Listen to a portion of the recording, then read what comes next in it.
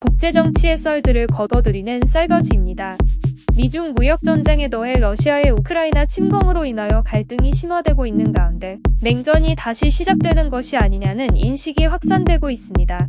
냉전은 과거 미국과 소련이 체제의 우월성을 두고 벌인 경쟁을 의미하며 두 강대국 간의 직접적인 무력 충돌이 최대한 자제되었다는 점을 특징으로 합니다.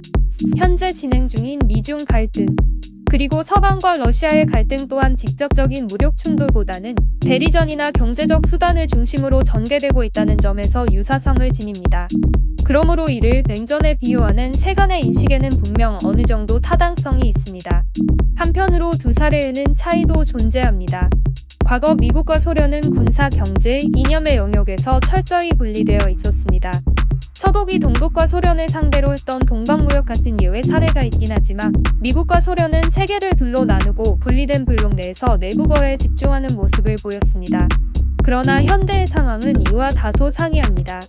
미국과 중국은 여전히 경제적으로 거래하고 있으며 양국 간 무역량은 2021년 기준 무역전쟁 이전 수준으로 회복되는 모습을 보이고 있습니다. 양국이 대만을 놓고 으르렁거리는 와중에도 상품 거래는 계속 진행되고 있다는 것입니다. 그래서 대다수 학자들은 미국과 중국의 관계를 과거 미국과 소련의 관계와는 좀 다른 시각에서 보아야 한다는 의견을 제시한 바 있습니다. 한편으로 이들은 현재 상황이 냉전으로서의 성격 또한 약간이나마 나타내기에 이를 신냉전이라 부를 것을 제안합니다. 신냉전은 과거와 비교했을 때 다음과 같은 공통점과 차이점이 있습니다. 공통점으로는 대립하는 강대국이 무언가를 두고 경쟁하고 있다는 점입니다. 미소냉전의 경우 자본주의와 사회주의, 그리고 지정학적 요충지와 핵무기 보유고 등을 두고 경쟁했습니다. 이러한 경쟁은 미중 신냉전에서 자본주의와 개발 권위주의, 그리고 경제적 우위와 기술 부문에서의 경쟁으로 변했습니다. 그러나 두 사례 모두 세계에서 가장 강한 두 국가가 자신의 위신을 상대보다 우위에 두기 위하여 경쟁하였다는 점에서는 같습니다.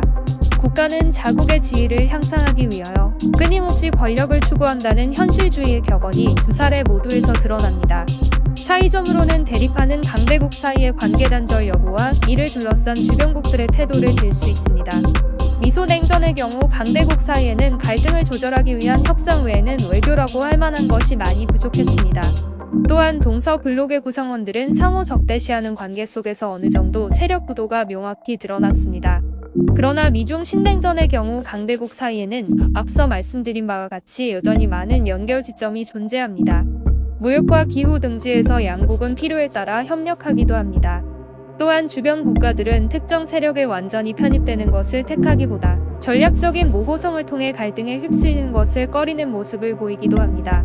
인도가 그렇고 한국이 때때로 그러하며 일본도 이런 모습을 보인 적이 있습니다. 종합해보면 신냉전은 갈등하는 두 강대국이 물리적인 충돌을 최대한 자제한 채 대립하고 있는 상황으로 요약해 볼 수 있겠습니다. 그러나 이들 사이의 관계에는 상호의존이라는 갈등의 억제 기제가 추가로 작동하고 있어 핵무기의 파괴력에 의존하던 과거의 상황과는 차이점도 보입니다. 상호 연결된 두 강대국 사이의 우위 경쟁. 이 연결성이 신냉전을 과거의 냉전과 다르게 만듭니다.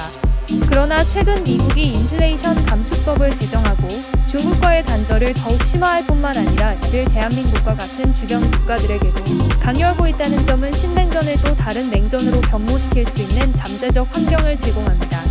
인간은 같은 실수를 반복한다고 합니다. 그것은 인간의 원초적인 욕구가 변하지 않았기 때문이며 다만 그 욕구를 채우기 위한 수단에서 약간의 변화가 일어났을 뿐이기 때문입니다. 현대를 살아가는 우리에게 신냉전이 낯설게 느껴지지 않는 이유는 바로 그 때문입니다. 오늘도 시청해 주셔서 감사합니다.